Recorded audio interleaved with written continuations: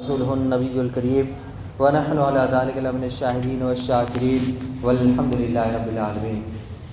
آئیے سب سے پہلے نبی مکرم شافع معظم صلی اللہ تعالیٰ علیہ وسلم کی بارگاہ میں ہدیہ درود پیش کریں۔ بڑی اللہم صلی اللہ سیدنا مولانا محمد وعلی آل سیدنا مولانا محمد کما تحب و ترضی صلی علیہ صلاۃ و سلام علیک یا رسول اللہ صلی اللہ تعالیٰ علیہ وسلم۔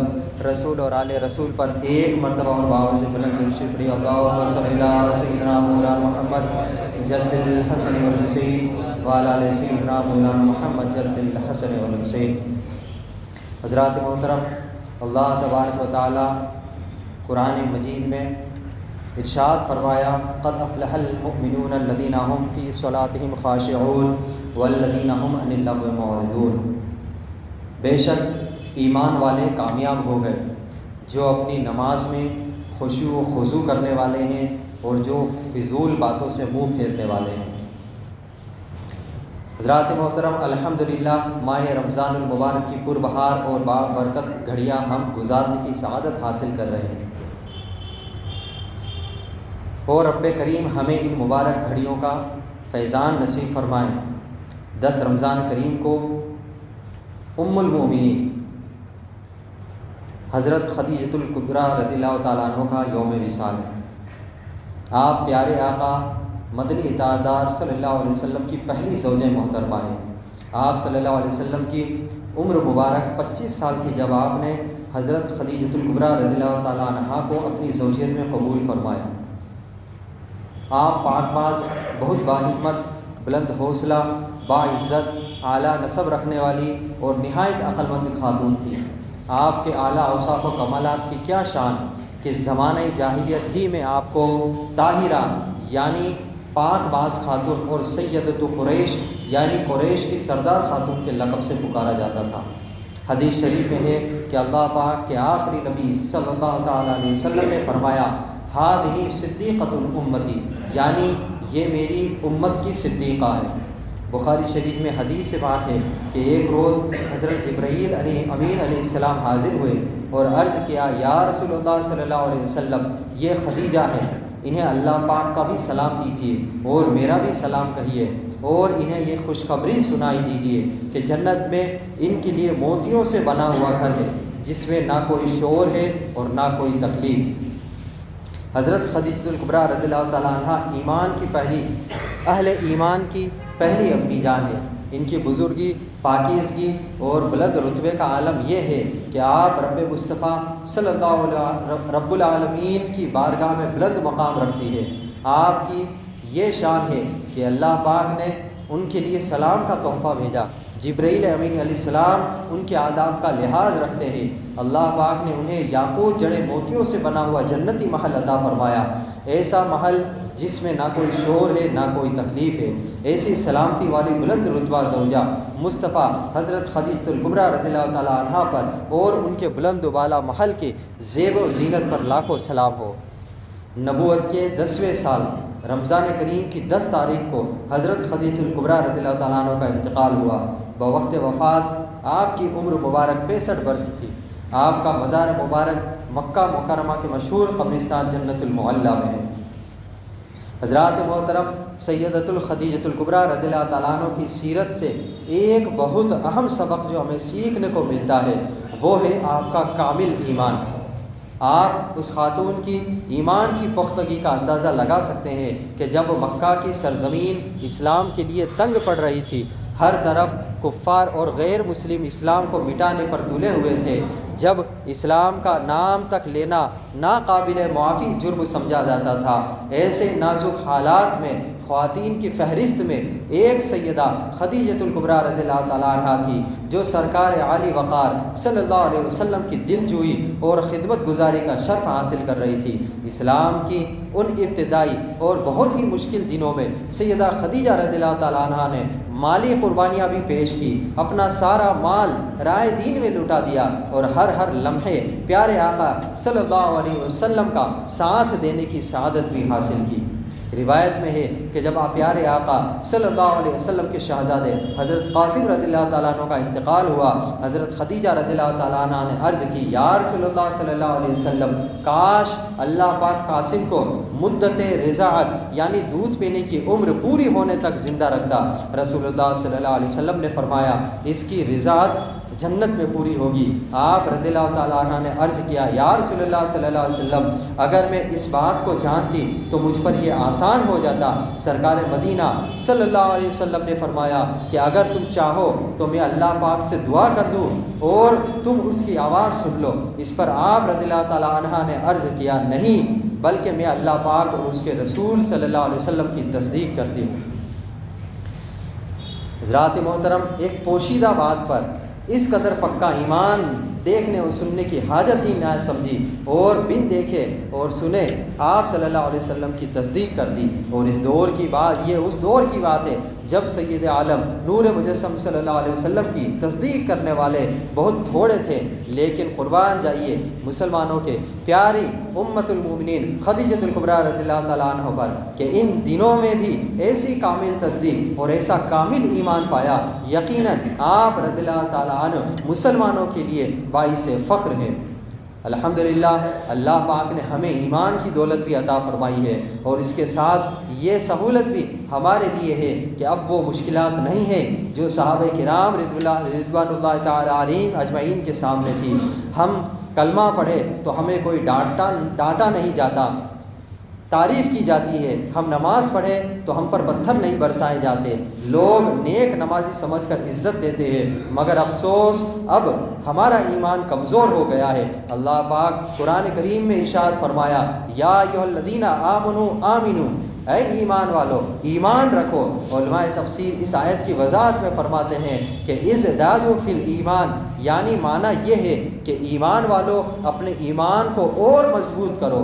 سیدہ خدیجہ رضی اللہ تعالیٰ عنہ کا صدقہ اللہ پاک ہمیں بھی کامل ایمان کی دولت نصیب فرمائے۔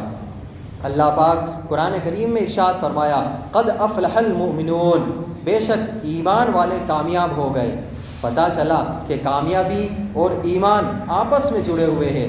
جو ایمان پختہ ہوتا جاتا ہے ویسے ویسے کامیابی نصیب ہوتی چلی جاتی ہے۔ ایک دوسرے مقام پر اللہ پاک نے فرمایا وَأَنْتُمُ الْأَعْلَوْنَ إِن كُنتُم مُؤْمِنِينَ، اگر تم ایمان والے ہو تو تم ہی غالب آؤ گے، یعنی اے مسلمانوں محبوب صلی اللہ علیہ وسلم کے غلاموں غالب تم ہی رہو گے، بس شرط ہے کہ ایک سچے ایمان والے ہو جاؤ، اللہ پاک پر کامل بھروسہ رکھنے والے بن جاؤ۔ یہ ایک شرط پوری کر لی جائے، ایمان سچا اور یقین پکا کر لیا جائے، انشاءاللہ الکریم مسلمان ہمیشہ غالب رہے گا۔ اب سوال یہ ہے کہ یہ کون سے مومن ہیں جو کامیاب و کامران ہے، ان کی نشانیاں کیا ہے، پہچان کیا ہے؟ اللہ پاک نے آگے فرمایا الذین ھم فی صلاتہم خاشعون، جو اپنی نماز میں خشوع و خضوع کرنے والے ہیں۔ یہ کامل ایمان والوں کی پہلی نشانی ہے کہ نماز بھاگتے دوڑتے جلد بازی میں نہیں پڑھتے، بلکہ جب نماز کے لیے کھڑے ہو جاتے ہیں تو ان کے دل خوف خدا سے لرز رہے ہوتے ہیں، ان کی توجہ دنیا سے ہٹی ہوئی ہوتی ہے اور دنیا اور جو کچھ اس میں ہے اس سے بے نیاز ہو کر اللہ پاک کی محبت میں گم ہو کر پوری توجہ کے ساتھ نماز پڑھتے ہیں۔ حضرات محترم، حضرت بی بی عائشہ رضی اللہ تعالی عنہ فرماتی ہیں کہ سرکار مدینہ صلی اللہ علیہ وسلم جب ہم ہمارے بیچ ہوتے اور ہم سے گفتگو کر رہے ہوتے، لیکن جب نماز کا وقت ہوتا تو ہم سے ایسے ہو جاتے گویا آپ ہمیں نہیں پہچانتے اور ہم آپ کو نہیں پہچانتے۔ مسلمانوں کے خلیفہ حضرت صدیق اکبر رضی اللہ تعالیٰ عنہ نماز میں ایسے ہوتے گویا گڑی ہوئی میخ یعنی کوئی کھوٹی زمین کے اندر ہو۔ بعض صحابہ کرام رضی اللہ تعالیٰ عنہ رکوع میں اتنے پرسکون ہو جاتے کہ ان پر چڑیاں بیٹھ جاتی تھی کہ گویا وہ بے جان چیزوں میں سے ہے۔ اللہ پاک ہمیں بھی ایسے خشوع و خضوع اور اطمینان کے ساتھ نماز پڑھنے کی توفیق عطا فرمائے۔ حضرات محترم، آج کل ماشاءاللہ ماہ رمضان کی برکتیں ہیں، مسجدوں میں بھی نمازیوں کی بہاریں آتی ہے، یہ تو بہت اچھی بات ہے۔ البتہ ہمیں نماز کو وقت دینا چاہیے۔ ہمارے یہاں حالات ایسے ہیں کہ لوگ جلدی جلدی مسجد میں آتے ہیں، جیسے تیسے ہو سکے نماز پڑھتے ہیں اور گھر کو روانہ ہو جاتے ہیں۔ جتنی جلدی نماز کی وقت میں مچائی جاتی ہے شاید ہی کسی اور کام کے لیے مچائی جاتی ہے۔ جو ہی نماز شروع کی، کبھی کوئی کام یاد آیا، کبھی کوئی کام یاد آیا، بس پھر جلدی مچ جاتی ہے کہ جلدی جلدی نماز پڑھو اور پھر فلاں فلاں کام کرنا ہے۔ یوں لوگ دنیاوی کاموں کے لیے نماز میں جلدی مچاتے ہیں اور آداب نماز کا لحاظ رکھے بغیر ہی جیسی تیسی نماز پڑھ لیتے ہیں۔ اللہ پاک ہمارے حال پر رحم فرمائے۔ نماز میں جلدی مچانا بہت نقصان دہ ہے۔ اللہ پاک کے آخری نبی صلی اللہ تعالیٰ علیہ وسلم کا فرمان عالی شان ہے کہ لوگوں میں سب سے بدتر چور وہ ہے جو اپنی نماز میں چوری کرتا ہے۔ صحابہ کرام رضوان اللہ تعالیٰ علیہم اجمعین نے عرض کی، یا رسول اللہ صلی اللہ علیہ وسلم، کوئی شخص اپنی نماز میں کس طرح چوری کر سکتا ہے؟ تو آپ صلی اللہ علیہ وسلم نے ارشاد فرمایا، جو اس کے رکوع و سجود پورے نہیں کرتا۔ خادم نبی حضرت انس بن مالک رضی اللہ تعالیٰ عنہ سے روایت ہے کہ اللہ پاک کے پیارے نبی صلی اللہ علیہ وسلم نے فرمایا، جو نمازیں اپنی وقت میں ادا کرے اور جو نماز کے لیے اچھی طرح وضو کرے اور اس کے قیام، خشوع، رکوع، سجود پورے کرے تو اس کی نماز سفید اور روشن ہو کر یہ کہتی ہوئی نکلتی ہے کہ اللہ پاک تیری حفاظت کرے جس طرح تو نے میری حفاظت کی ہے۔ اور جو شخص نماز بے وقت ادا کرے، اس کے لیے کامل یعنی اچھی طرح وضو نہ کرے، اس کے خشوع، رکوع اور سجود پورے نہ کرے، تو وہ نماز سیاہ یعنی کالی اندھیری ہو کر یہ کہتی ہوئی نکلتی ہے کہ اللہ پاک تجھے ضائع کرے، برباد کرے جس طرح تو نے مجھے ضائع کیا ہے۔ یہاں تک کہ اللہ پاک جہاں چاہتا ہے وہ نماز اس جگہ پہنچ جاتی ہے، پھر وہ بوسیدہ یعنی پھٹے پرانے کپڑے کی طرح لپیٹ کر اس نمازی کے منہ پر مار دی جاتی ہے۔ اللہ اکبر۔ حضرات محترم غور فرمائیں، ہمارے ہاں جیسے حالات ہیں، دنیا میں مصروفیت اتنی ہو گئی ہے کہ نماز کی فکر ہی نہیں رہی۔ جو نماز پڑھتے ہیں ان میں بھی کئی ایک کے حالات کچھ ایسے ہیں کہ بس بھاگتے دوڑتے مسجد میں پہنچے، جیسے تیسے وضو کیا، یوں ہی وضو کے قطرے ٹپک رہے ہیں، بازو کوہنیوں تک چڑھے ہوئے ہیں، جلدی سے آئے، نماز شروع کی۔ اب نماز پڑھنے کے لیے صورت تو ہمیں ایک ہی آتی ہے، اس کے علاوہ صورت یاد کرنے کا ہمارا ذہن ہی نہیں بنتا، بس ساری رکعتیں اسی صورت کے ساتھ جلدی جلدی پڑھتے ہیں۔ رکوع پورا ہوا یا نہیں، سجدہ پورا ہوا یا نہیں، رکوع سے ابھی سیدھے کھڑے بھی نہیں ہوئے کہ سجدے کے لیے جھکنا شروع کر دیا، پہلے سجدے سے اٹھ کر سیدھے بیٹھے بھی نہیں تھے کہ اگلے سجدے میں جا پہنچے، یوں بس جلدی جلدی جیسے تیسے نماز پڑھی اور ہو گئے۔ یہ ہماری نمازوں کا انداز ہے، اور ہم نے حدیث پاک سنی کہ جو بندہ نماز کے رکوع اور سجدے پورے نہیں کرتا، نماز کہتی ہے کہ جس طرح تو نے مجھے ضائع کیا ہے اللہ پاک تجھے ضائع کر دے۔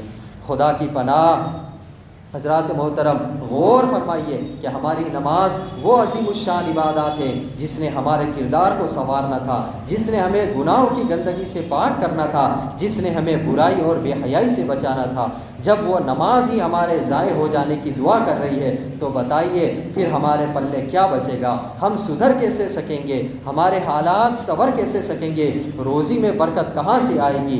بیماریوں سے حفاظت کس طرح ہوگی؟ یہ تو دنیا کی بات ہے، ایسی نمازیں لے کر ہم اللہ پاک کے حضور کس طرح حاضر ہوں گے؟ اسی لیے پیارے حضرات، نماز ایک اہم ترین عبادت ہے، اس کے لیے باقاعدہ وقت نکالیے، نماز پورے اہتمام کے ساتھ پڑھا کیجیے، پورے اطمینان سکون کے ساتھ سنت اور مستحبات کا خیال رکھتے ہوئے وضو کیجیے، پھر بڑے سلیقے سے وقار کے ساتھ دل میں عاجزی لیے زہ نصیب خوف خدا سے لرزتے ہوئے مسجد میں آ کر صف میں کھڑے ہو جائیے، پھر پوری توجہ اور مکمل اطمینان کے ساتھ نماز پڑھیے۔ آپ دیکھیں گے کہ انشاءاللہ الکریم چند ہی دنوں میں دل کا میل دھلنا شروع ہوگا، دل میں نور بھرنا شروع ہوگا، پھر انشاءاللہ تعالی وہ برکتیں نصیب ہوں گی کہ دنیا و آخرت ہماری سنور جائے گی۔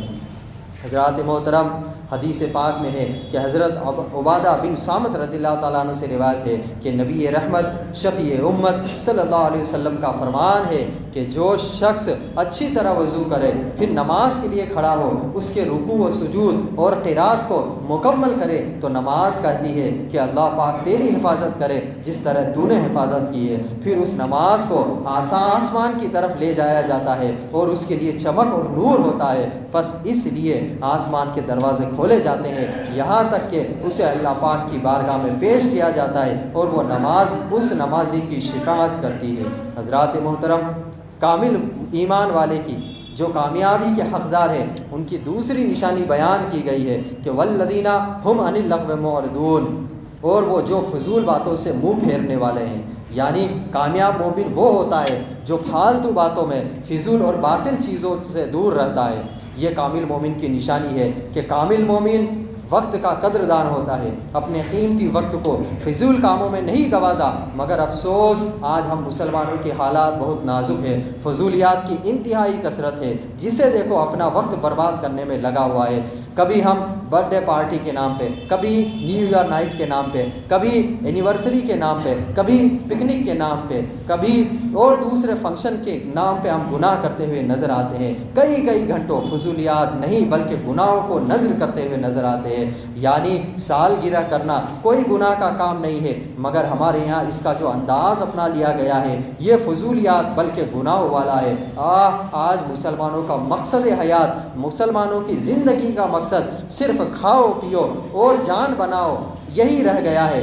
دوستوں کے ساتھ بیٹھے ہوٹلنگ کی کثرت ہے، کئی گھنٹے بلکہ راتوں کی راتیں خوش گپیوں میں باتوں کرتے ہوئے گزر جاتی ہے۔ پھر رہی صحیح کسر ہمارا موبائل، سوشل میڈیا اس نے نکال دی ہے۔ ایک وقت تھا جب نادان بچے والدین سے چھپ کر ویڈیو گیمز کھیلتے تھے، گھر پر تو اس کے اسباب نہیں تھے، بچے باہر دکانوں پر جاتے تھے اور اس میں بھی ڈر ہوتا تھا کہ کہیں کوئی گھر والے نہ دیکھ لے، کوئی عزیز نہ دیکھ لے، میری شکایت ہی نہ لگا دے۔ اب یہ حالت ہے کہ والدین خود بچوں کو ویڈیو گیمز کا سامان لا کر دیتے ہیں، بلکہ اب تو خود بھی کھیلتے ہیں۔ عجیب و غریب قسم کا اخلاق بگاڑنے والے گیمز آ چکے ہیں۔ کیا بچے، کیا جوان، کیا اولاد، کیا والدین سب لگے ہوئے ہیں فیس بک، یوٹیوب پر پوسٹر دیکھتے رہتے ہیں، ریلز دیکھتے رہتے ہیں، شارٹس دیکھتے رہتے ہیں، فضول اسکرولنگ کرتے رہتے ہیں کئی گھنٹے ان فضولیات کی نظر ہو جاتے ہیں۔ راتیں گزر جاتی ہے، نیند پوری نہیں ہوتی، طبیعت خراب ہوتی رہتی ہے،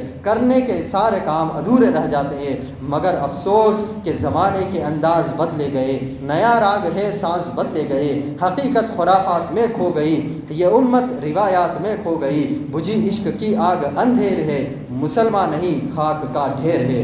زمانے کا انداز ہی بدل گیا، اب تو بولیاں ہی بدل گئی، نئے طور طریقے اپنائے جا رہے ہیں۔ افسوس حقیقت کی جگہ خرافاتوں نے لے لی ہے، یہ امت اپنی اصل روایات کو بھول بیٹھی ہے، عشق کی آگ بجھ گئی ہے، اندھیرا چھا گیا ہے۔ مسلمان جو قوت عشق سے بلند و بالا تھے خاک کا ڈھیر بن کر رہ گئے ہیں۔ حضرات محترم، یقین مانیے فضولیات میں پڑنا، وقت برباد کرنا مسلمان کی شان کے خلاف ہے۔ ایک سچے مسلمان کی زندگی میں فراغت نام کا کوئی لفظ نہیں ہے۔ ہمارے ہاں کہتے ہیں کہ فارغ تھا تو دل بہلانے کے لیے یہ کام کرنے لگا، یوں ہی ٹائم پاس کر رہا ہوں وغیرہ وغیرہ۔ یہ ایمان والوں کا انداز نہیں۔ ایک مسلمان کبھی فارغ نہیں ہو سکتا۔ حضرت قاضی شوری رحمۃ اللہ علیہ نے دو افراد کو فضول کام کرتے ہوئے دیکھا اور فرمایا الفارغ ما امر بہذا، یعنی فارغ شخص کو اس کام کا حکم نہیں دیا گیا ہے۔ اللہ پاک نے فرمایا فَإِذَا فَرَغْتَ فَانْصَبْ، جب تم فارغ ہو تو خوب کوشش کرو، یعنی اپنے فارغ وقت میں، فری ٹائم میں عبادت میں صرف کرو۔ مطلب یہ ہے کہ جب عبادت سے فارغ ہو دوسری شروع کرو، اور کسی وقت عبادت سے خالی نہ رہا کہ عالم کو پیدا کرنے کا مقصد یہی ہے۔ وَمَا خَلَقْتُ الْجِنَّ وَالْإِنسَ إِلَّا لِيَعْبُدُونَ، جن اور انسان کو اللہ تعالیٰ نے عبادت کے لیے پیدا کیا۔ ایک مرتبہ حضرت معاویہ بن خدیج رضی اللہ تعالیٰ عنہ مسلمانوں کے دوسرے خلیفہ حضرت فاروق اعظم رضی اللہ تعالیٰ عنہ کی بارگاہ میں حاضر ہوئے۔ فاروق اعظم رضی اللہ تعالیٰ عنہ مسجد کے صحن میں لیٹے ہوئے تھے۔ یہ دیکھ کر حضرت معاویہ بن خدیج رضی اللہ تعالیٰ عنہ نے کہا اے امیر المومنین، آپ سو رہے ہیں۔ حضرت فاروق اعظم رضی اللہ عنہ نے سنا تو فوراً اٹھ گئے۔ فرمایا معاویہ تم نے ابھی کیا کہا؟ عرض کیا میں نے کہا امیر المومنین سو رہے ہیں۔ فرمایا معاویہ میں دن کو کیسے سو جاؤں؟ میں اگر سو جاؤں تو رعایا کو برباد کر دوں گا، رات کو سو جاؤں تو اپنے آپ کو برباد کر لوں گا، یعنی اللہ پاک کی عبادت سے محروم رہ جاؤں گا۔ جب یہ صورت ہے تو بھلا میں کیسے سو سکتا ہوں؟ اللہ اکبر۔ دیکھے یہ اہل ایمان تھے، یہ کامل ایمان والے تھے، انہیں سونے کا وقت نہیں ملتا تھا، اور ہماری حالت کیا ہے؟